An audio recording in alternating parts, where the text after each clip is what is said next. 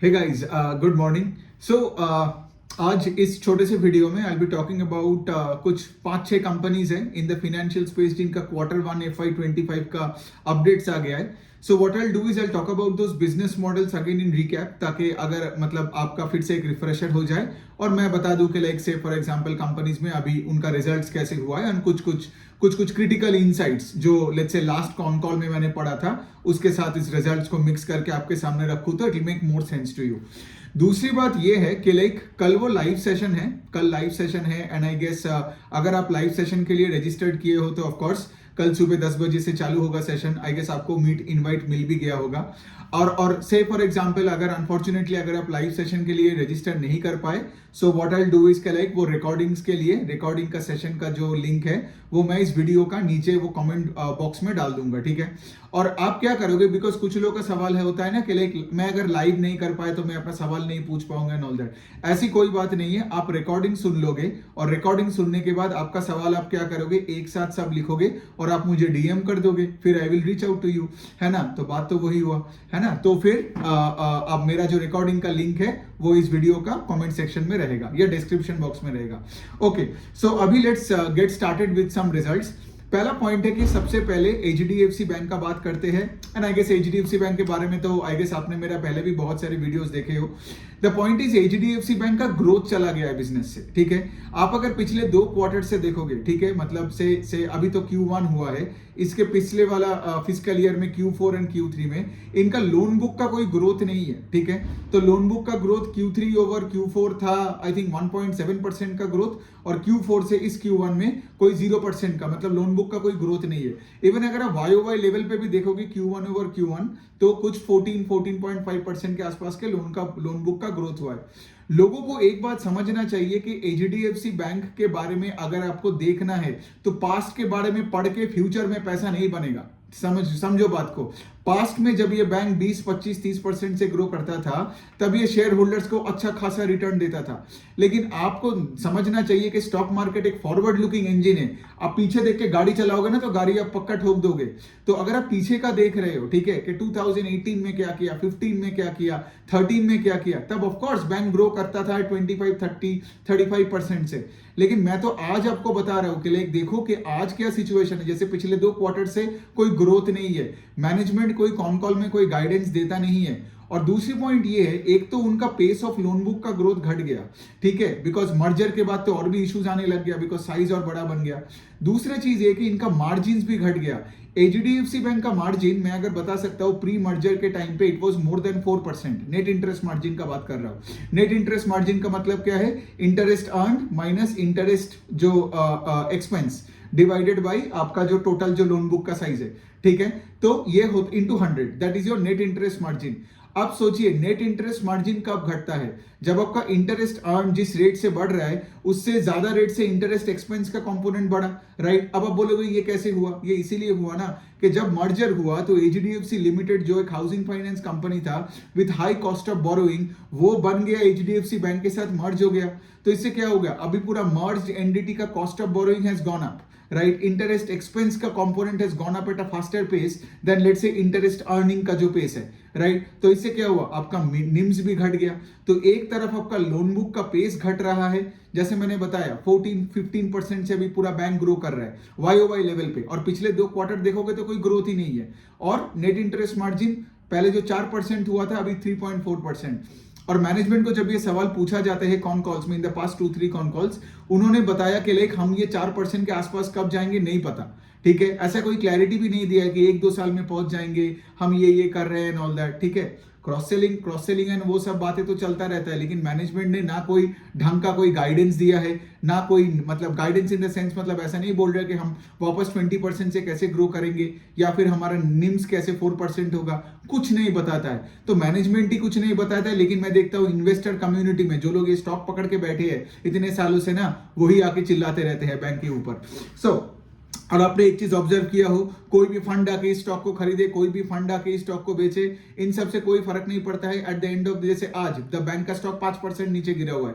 क्यों गिरा हुआ है, बिकॉज कल उसका अपडेट खराब आया है। यही मैं बार बार आपको बोलता रहता हूं, बीच में आके कोई म्यूचुअल फंड खरीदे, कोई फंड मैनेजर उसके बारे में कुछ बोले, कुछ मत सुनो, वो सब नॉनसेंस है। सिर्फ बिजनेस पे फोकस करो, और अगर बिजनेस का पेस ऑफ ग्रोथ कम हो रहा है, उसका अर्निंग्स मोमेंटम चला जाता है, राइट, वो स्टॉक पैसा नहीं बनाता है या फिर बहुत डिफिकल्टी से बनाता है। तो ये हो गया एचडीएफसी बैंक। अब कुछ अच्छे न्यूज पे आते हैं, मतलब कुछ और फाइनेंशियल जिनका रिजल्ट अच्छा है।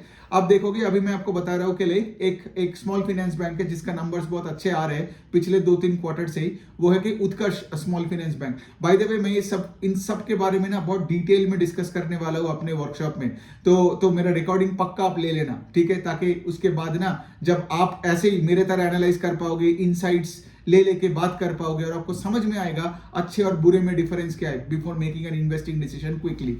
सो कमिंग बैक टू उत्कर्ष, तो उत्कर्ष का लोन बुक का ग्रोथ है 30% इस बार का जो अपडेट आया है, और उनके साथ साथ डिपॉजिट का भी ग्रोथ है उनका 30%। उत्कर्ष में अच्छी बात ये चल रहा है, पहले तो बात है कि उत्कर्ष के बारे में अगर थोड़ा जान ले तो उत्कर्ष का 62% of the book micro finance lending में है। ये आपका बिहार यूपी में इनका मेजर प्रेजेंस है, और बाकी जो 38% ऑफ द लोन बुक है वो सिक्योर्ड लेंडिंग में है, बिकॉज माइक्रो फाइनेंस अनसिक्योर्ड है और ये सिक्योर्ड में क्या है, आपका एसएमई एमएसएमई का डिवीजन है, कमर्शियल व्हीकल का डिवीजन है, construction equipment, home loan, loan against lap, यही सब है। फिर उसके बाद हाँ, एमएसएमई तो मैंने बताया, ठीक है। तो उत्कर्ष का क्या हो रहा है, इनका एसेट क्वालिटी इंप्रूव होते जा रहे हैं, और अगर आप स्मॉल फाइनेंस बैंक के दुनिया में देखोगे, it is one of those banks growing at a much faster pace. जैसे मैंने बताया, loan book is growing at 30%, ठीक है।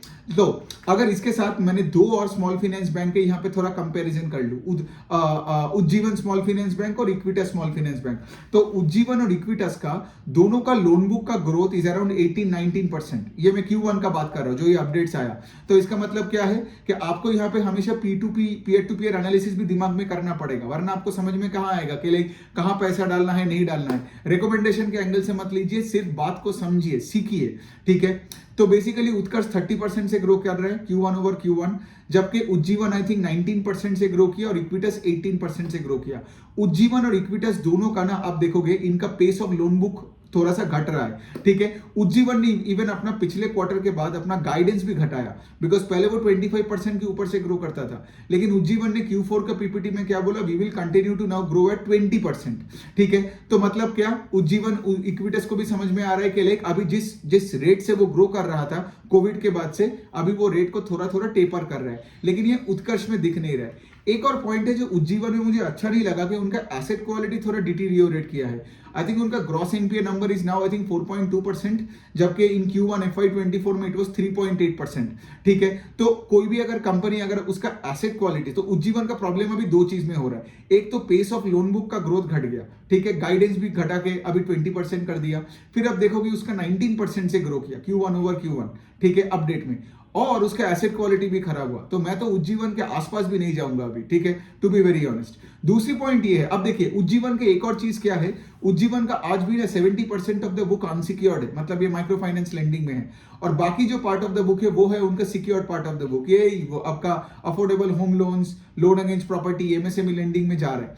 लेकिन क्या है ना, 70% आज भी उनका एकदम पूरा अनसिक्योर्ड माइक्रो फाइनेंस लोन है, और वहां पे अगर आप देख रहे हो कि धीरे धीरे, क्योंकि अरमान फाइनेंशियल्स का भी क्रेडिट कॉस्ट और अपना एनपीए नंबर्स इफेक्ट हो रहा था पिछले 2-3 क्वार्टर से, अब मैं देख रहा हूं कि उज्जीवन में भी हो रहा है। और अरमान और उज्जीवन मैंने दोनों को क्यों बोला, ऑल्दो एक स्मॉल फाइनेंस बैंक और दूसरा एनबीएफसी है, इसीलिए बोला बिकॉज दोनों का majority part of the book कहां पे है, एकदम माइक्रो फाइनेंस लेंडिंग में है, ठीक है। तो वहां पे मुझे लगता है इवन अरमान का मैनेजमेंट ने लास्ट कॉन कॉल में ये भी बोला कि माइक्रो फाइनेंस में जो हनीमून पीरियड था ना, जो कोविड के बाद जो 1-2 साल हुआ, वो हनीमून पीरियड हो गया है। और उज्जीवन का रिजल्ट से भी आपको यही दिख रहा है, क्योंकि एसेट क्वालिटी जिसका थोड़ा सा भी खराब रिपोर्ट करता है, और अपना लोन बुक का ग्रोथ का रेट घटा के अभी बोलता है कि हम लोग 20% से ग्रो करेंगे, और फिर 19% से ग्रो किया। मतलब क्या, मतलब सही में माइक्रो फाइनेंस में वो जो तगड़ा जो पूरा, मतलब क्या, मतलब how do I put it, it's like जो कोविड के बाद जो कमबैक हुआ था, वो कमबैक हो गया है, अभी नॉर्मलाइज हो रहा है, ठीक है। तो ये हो गया। इक्विटस का ऑन द अदर हैंड आप देखोगे उनका book is very secured in nature, 80-85% of their book is secured. और इक्विटस हर जगह में है, स्मॉल बिजनेस लोन है, व्हीकल फाइनेंस लोन है, फिर उनका होम लोन है, फिर उनका माइक्रो फाइनेंस डिवीजन भी है। लेकिन यहाँ पे इक्विटस के एक और इशू चल रहा है। इक्विटस का जो majority part of the book है ना, वो जहां पे अब सोचिए लॉजिकली, जब आप किसी को लेंड करते हो, आप लेंड करते हो आइदर उसको फिक्स्ड रेट पे या फिर एक फ्लोटिंग रेट पे। फ्लोटिंग रेट मतलब क्या कि कल अगर से फॉर एग्जांपल रेपो रेट बढ़ गया या घट गया, उसके अनुसार आप आपका इंटरेस्ट रेट को बदल सकते हो, राइट। तो आपका जो मार्जिन है वो इफेक्ट नहीं होगा। लेकिन अगर आपका बुक आपने लेट से फिक्स रेट पे सबको लेंड किया, ठीक है, और लेट से वहां से दूसरे साइड में रेपो रेट बढ़ गया, रेपो रेट बढ़ने का मतलब है आपका कॉस्ट ऑफ बोरोइंग बढ़ जाएगा। ये सब चीजें मैं वर्कशॉप में बहुत क्लियरली समझाऊंगा, ठीक है। लेकिन ऑफ कोर्स एक छोटे से वीडियो में अपडेट में मैं इतने सारे चीजें कैसे समझाऊं, लेकिन कॉन्सेप्ट समझ में आना चाहिए। तो सिंस एक तरफ आपका कॉस्ट ऑफ बोरोइंग बढ़ गया, लेकिन इक्विटस का 80% of the book is fixed in nature, तो यहां पे क्या हुआ, ये अपना यील्ड बढ़ा नहीं पाया, ये अपने वही रेट पे इनको लेंड करना ही पड़ा। तो क्या हुआ, आपका इनका नेट इंटरेस्ट मार्जिन स्क्वीज हो गया। तो इक्विटस का अगर आप देखोगे FY24 में भी ओवर FY23 इनका आरओई का नंबर इफेक्ट हुआ। I think ROE fell from 15 to 13%, 13.5%, और निम्स भी इनका 9 से 8% में हो गया। तो यहां भी जब उनका मैं अपडेट यहां पे देखता हूं, अभी तो देखिए, अभी तो उनका रेट साइकिल, रेट कट का तो कोई बात चल भी नहीं रहा है, मतलब हो चल रहा है बातें, बट अभी तो हुआ नहीं है कुछ, राइट। और इनका तो आई गेस अभी इक्विटस का भी अगर आप देखोगे ये बेट उतने अट्रैक्टिव नहीं है। क्यों मैं बता रहा हूं, बिकॉज निम्स का जो कॉन्ट्रैक्शन, ये समझ गए आप, ठीक है, जो चलता रहेगा। इवन उनका मैनेजमेंट ने भी यही बताया कि अगले 2-3 क्वार्टर भी यही चलेगा, ठीक है, निम्स का कॉन्ट्रैक्शन चलेगा। दूसरे साइड में क्या हुआ, अभी जब मैं इक्विटस का नंबर भी देख रहा हूं, तो उनका लोन बुक भी सिर्फ 18% से ग्रो किया। पहले क्या होता था, वो 25-30% से ग्रो करता था, जब कोविड के बाद से वो कम बैक किया। तो अगेन, जैसे एक तरफ उज्जीवन का मैं बता सकता हूं, लोन बुक का रेट घटा और उनका एसेट क्वालिटी खराब हुआ। इक्विटस का लोन बुक का रेट घटा और उनका यहां पे जो स्प्रेड है वो कॉम्प्रेस्ड ही रहेगा। लेकिन उज्जीवन का क्या है ना, उज्जीवन का वो फिक्स्ड बुक नहीं है, तो उज्जीवन का वो स्प्रेड का प्रॉब्लम नहीं है, उनका नेट इंटरेस्ट मार्जिन, ये स्प्रेड वही के वही है। बिकॉज उनका मेजोरिटी, जैसे मैंने बोला, माइक्रो फाइनेंस कस्टमर है, और माइक्रो फाइनेंस कस्टमर्स उतना रेट सेंसिटिव नहीं होता है। 1-2% ऊपर नीचे करके अगर आप मतलब लोन दे भी रहे हो कोई जॉइंट लेंडिंग ग्रुप को, तो उनको फर्क नहीं पड़ता है। तो ये बनता है बात। तो इक्विटस और उज्जीवन दोनों में क्या क्या हो रहा है, आई गेस सबको अभी समझ में आ रहा है। उत्कर्ष में ऐसा कोई सिचुएशन नहीं है, जैसे मैंने बताया वो 30% का ग्रोथ है, way above pace of growth than Equitas and Ujjivan. Utkarsh का ऑफ कोर्स अगर आप देखोगे कि अभी तो ये अपडेट है, मतलब यहाँ पे एसेट क्वालिटी मैट्रिक्स नहीं आया है, लेकिन उत्कर्ष का लास्ट क्वार्टर में उनका एसेट क्वालिटी, कलेक्शन एफिशिएंसी सब तो सही था। अब तो देखना पड़ेगा कि पूरा रिजल्ट में क्या होता है। अब जल्दी जल्दी चलिए दो और कंपनी के बारे में बात कर लेते हैं, पूनावाला फिनकॉर्प और बजाज फाइनेंस। तो पूनावाला फिनकॉर्प का क्या है, पूनावाला फिनकॉर्प का तो बेसिकली मैनेजमेंट का गाइडेंस ही था that we will grow between 35 and 40%, but they continue to grow north of 50%। इस क्वार्टर में भी Q1 ओवर लास्ट Q1 में इनका लोन बुक का ग्रोथ इज 52% YOY। और पूनावाला कहाँ लेंड करते हैं, पूनावाला लेंड करते हैं आपका MSMEs, कंज्यूमर ड्यूरेबल्स, फिर आपका आई थिंक वो यूज्ड कार सेगमेंट में है, लोन अगेंस्ट प्रॉपर्टीज है, बिजनेस लोन्स देते हैं, ठीक है। लेकिन जैसे डिफरेंस बिटवीन से Poonawalla and the previous 3 financials जो मैंने बात किया, ये उत्कर्ष और उज्जीवन और इक्विटस, पूनावाला कभी गांव वाले को लोन नहीं देते हैं, पूनावाला लेंड करते हैं सिर्फ अमीरों को, ठीक है।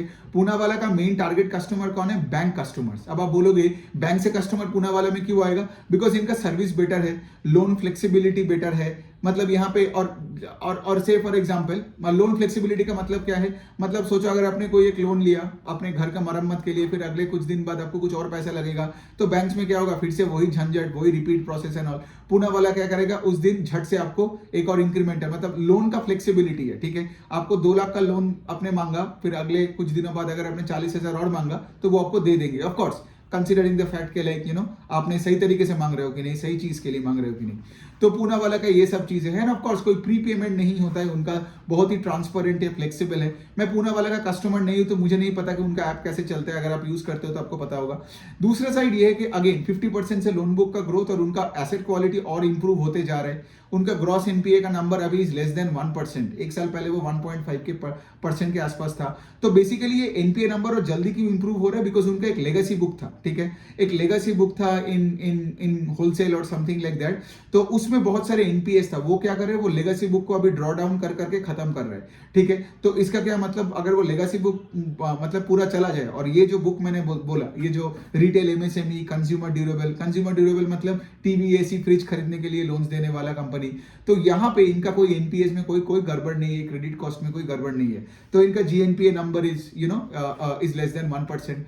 अब इनका बात एक और चीज है, इनका एक नया सीईओ आने वाला है, अब देखना पड़ेगा कौन ये बंदा आएगा, राइट। लेकिन the thing is this, right, हमको कोई सीईओ और ये सब मैनेजमेंट करके ज्यादा हल्ला गुल्ला नहीं करना है। I tell you why, because अगर कंपनी अच्छा कर रहा है मतलब मैनेजमेंट अच्छा है, राइट। तो आगे जाके अगर आप देखोगे पूनावाला का एसेट क्वालिटी खराब होते जा रहा है, पूनावाला का लोन बुक का ग्रोथ का गाइडेंस कम कर रहा है, मतलब मैनेजमेंट खराब है, जो नया आएगा। लेकिन फर्क नहीं पड़ता है कि कौन आ रहा है, एज लॉन्ग एज कंपनी का बिजनेस परफॉर्मेंस अच्छा है, राइट। तो ये हो गया बात, राइट। तो ये हो गया पूनावाला का अपडेट में कोई प्रॉब्लम नहीं है। अब लास्ट हम बात करते हैं बजाज फाइनेंस का। बजाज फाइनेंस में उनका जो दो प्रोडक्ट्स था जिसमें बैन करवा दिया था, एक उनका डिजिटल ईएमआई एक कार्ड है, और दूसरा एक इंस्टा लोन एक कोई करके कार्ड था। तो ये दोनों कार्ड में बैन लगा दिया था, क्योंकि देखिए अगर आप कोई भी प्रोडक्ट में बैन लगाओगे तो उनका न्यू लोन्स बुक्ड मतलब जो लोन बुक का ग्रोथ में अफेक्ट आएगा, राइट। तो वो जो बैन था वो आरबीआई ने हटा दिया, आई थिंक मई के मंथ में ही। तो that's a good sign for the company. और बजाज फाइनेंस का अगर आप देखोगे, ये लोग भी पूनावाला के तरह ही वही सुपर ऐप बना के रखा है, और इनका कस्टमर का ग्रोथ का रेट इज वेरी गुड 22% से। लोन बुक का ग्रोथ इस 30% के आसपास आया, 31% AUM Q1 ओवर Q1। लेकिन एक चीज मैं बताना चाहता हूँ जो अपडेट्स में आता नहीं है, इसलिए तो मैं अपडेट्स के साथ वो इनसाइट्स बताता हूँ जो कॉन कॉल्स में बोला जाते हैं कि बजाज फाइनेंस में ना मार्जिन का प्रेशर रहेगा, ठीक है। मार्जिन का प्रेशर कैसे रहेगा, because they are trying to move more and more towards more secured products in the book. मतलब वही वाला पॉइंट है ना, जब आप लोन देते हो आप अनसिक्योर्ड लेंडिंग करते हो, सिक्योर्ड लेंडिंग करते हो। लेकिन बजाज फाइनेंस अभी क्या बोल रहा है कि आगे जाके हम लोग और ज्यादा से ज्यादा सिक्योर्ड लेंडिंग पे फोकस करेंगे। लेकिन क्या होता है, जब आप सिक्योर्ड लेंड करते हो, ठीक है, कोई मतलब जिसका अंडर एक कोलैटरल हो कंपनी के साथ, मतलब वहां पे यील्ड कम होता है कंपेयर टू से अनसिक्योर्ड लेंडिंग, है ना। तो जितना अनसिक्योर्ड से सिक्योर्ड में जाओगे, आप देखोगे उज्जीवन भी यही कोशिश कर रहा है, ठीक है। बहुत ऐसे स्मॉल फाइनेंस बैंक और एनबीएफसी कोशिश कर रहा है secured part of the book में जाने का, ठीक है। बिकॉज उनको भी पता है कि आगे जाके अगर कोई बड़ा धक्का लगता है और इनका एक अनसिक्योर्ड बुक, और वो भी अगर एक प्रोडक्ट कॉन्सेंट्रेशन हो और वो भी अनसिक्योर्ड हो, लाइक माइक्रो फाइनेंस हो, तब तो पूरा ही कैपिटल बेस निकल सकता है। तो ऐसे भी पहले हुआ है बहुत बार। तो अनसिक्योर्ड से सिक्योर्ड जाना प्रॉब्लम नहीं है, लेकिन क्या होता है ना, वो इनकम स्टेटमेंट में अफेक्ट होता है in the near term, right. क्योंकि क्या होगा, आपका निम्स कॉन्ट्रैक्ट होगा, क्या होगा, अगेन स्प्रेड का फॉर्मूला क्या है बताओ। एक हो गया आपका interest earned in percentage on an average basis, जहां पे लोन दिए हो, माइनस इंटरेस्ट एक्सपेंस्ड, मतलब जहां से भी आप पैसे उठे हो इन परसेंटेज। तो जितना आप secured part of the book को बढ़ाओगे, इंटरेस्ट अर्न्ड जो परसेंटेज है at a consolidated level, that number will start coming down. तो वही बजाज फाइनेंस का मैनेजमेंट ने बोला है, और उन्होंने क्या किया, इस साल में अपना गाइडेंस को भी थोड़ा घटाया FY25 में ओवर जब लास्ट कॉन कॉल में, बिकॉज पिछले साल तक the company grew 34-35% YOY in terms of loan book का ग्रोथ। लेकिन उन्होंने पीपीटी में ये क्लियरली बताया था, Q4 के बात कर रहे हो अभी नहीं, तो बताया था कि FY24 में we will grow the loan book between 26 and 28%, ठीक है। तो लोन बुक का पेस ऑफ ग्रोथ थोड़ा घटा, बिकॉज इनका भी वही कहना है कि लाइक कोविड के बाद जो 2 साल का जो वापसी हुआ अभी हो चुका है वो, ठीक है। अभी उस हाई बेस पे 38-40% से ग्रो करना डिफिकल्ट है, राइट। तो यही माइक्रो फाइनेंस के लिए भी अरमान और या फिर से उज्जीवन लोग भी यही बताते जा रहे हैं, ठीक है, कि हमारे लिए जो बूम था, जो कमबैक था, हो गया। अब हाई बेस पे ग्रो करना, ठीक है, उस रेट से करना डिफिकल्ट है। इसलिए अब देखो कि बहुत फाइनेंशियल्स का मैनेजमेंट क्या कर रहे हैं, अपना लोन बुक का ग्रोथ का गाइडेंस घटा रहे हैं। जैसे फॉर एग्जांपल उज्जीवन ने घटाया, बजाज फाइनेंस ने भी घटाया। और यहाँ पे क्या है, सिंस बजाज फाइनेंस का नेट इंटरेस्ट मार्जिन में इफेक्ट होगा तो स्टॉक पे थोड़ा प्रेशर रह सकता है, ठीक है। बट देन अगेन कोई कंप्लेन करने की कोई है नहीं। अनसिक्योर्ड से अगर तुम सिक्योर्ड बुक में ज्यादा जाना चाहते हो तो ये बिजनेस मॉडल का एक प्लान है, राइट, बिजनेस का एक प्लान है। अब तो हमें आगे देखना पड़ेगा बिजनेस क्या करता है। सो यही हो गया मेरे लिए। तो अभी मैं बता रहा हूँ आपको कि लाइक अगर आप 20s 30s एंड 40s में हो, जिंदगी में कुछ करना है, तो HDFC बैंक लेके कुछ नहीं होगा, ठीक है। उससे तो बेटर है कि आप और कुछ करो, ठीक है। लेकिन पॉइंट यही है, मैं कभी ये नहीं बोल रहा हूँ कि HDFC बैंक खराब है। HDFC bank is one of the best banks in the country, but a terrible investment. मतलब सोचिए ना, लोग मुझे आके ये बोलता है सर जी चिल मारना है।